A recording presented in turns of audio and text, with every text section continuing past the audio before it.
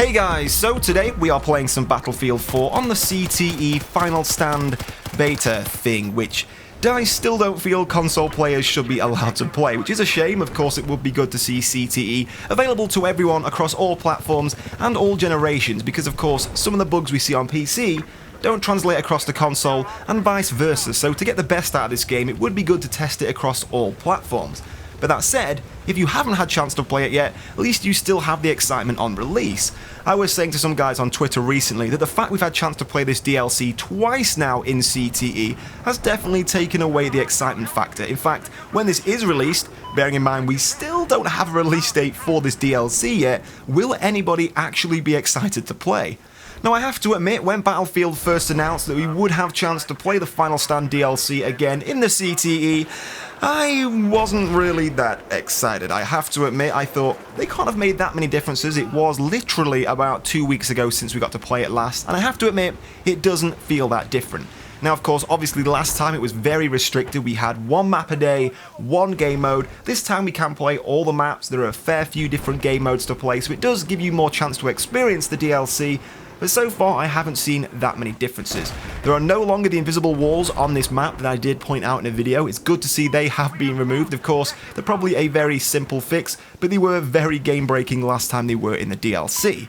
Now we've also seen a massive, much needed nerf to the all singing, all dancing, anti-aircraft, anti-personnel, anti-armoured vehicle, sniper 360 no-scope thing that could take out players, aircraft, tanks from across the map in pretty fashionable style. That thing was very overpowered. I saw players getting killed in Operation Metro from this DLC, so I am not surprised DICE nerfed that. That was pretty much a given. We knew that thing was overpowered after about 4 seconds of playing this DLC. In fact, I think I spawned in and got a headshot from across the map straight away, so we knew straight away that was going to get nerfed. It is good to see it in effect.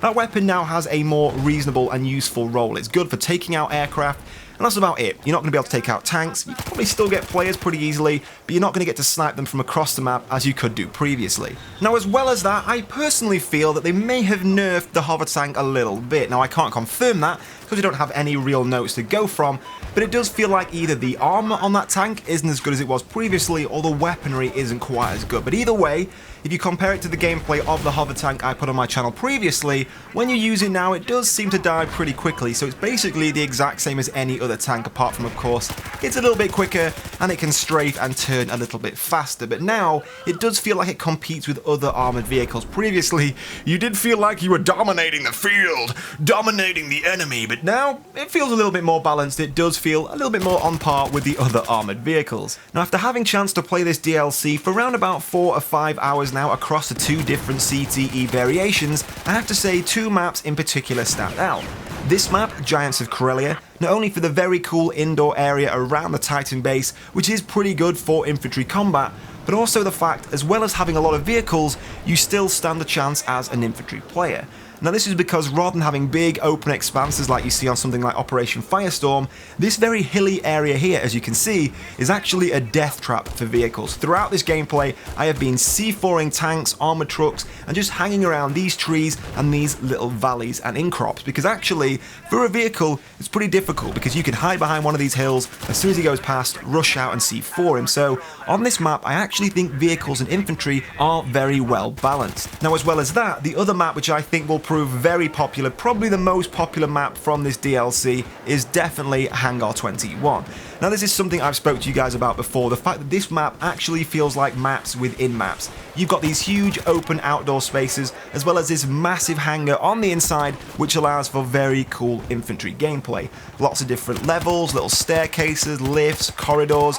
That alone for domination and team deathmatch on the inside will not only be huge, but will actually be very cool for firefights. I think things like 64 domination and TDM will probably actually work pretty well on those maps. And of course, not to mention the pod launchers, which unfortunately do only feature on that one map. They are something we, I think, saw in 2142.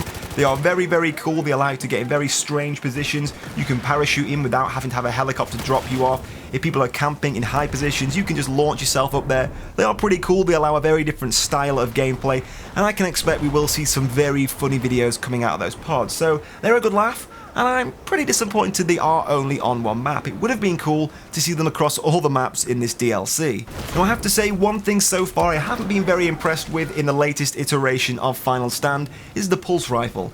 That thing now seems to fire ballistic missiles because people don't hit you, but you still get blown up. So that thing does seem now slightly overpowered, more so than it was previously.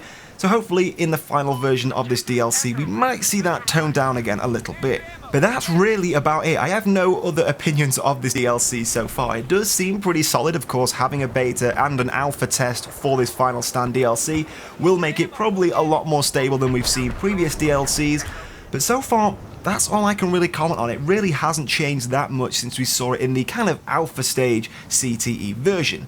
But down in the comment section below, I want to hear from you. I want to hear what you guys think. Which map do you prefer so far from this DLC? If you haven't had a chance to play it yet and just watch videos, still I want to know which you think looks the coolest.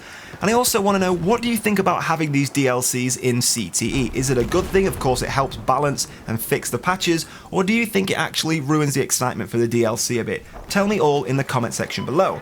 But of course, if you did enjoy this video, a like is always appreciated. But in the meantime guys, thank you for watching, and I'll see you soon!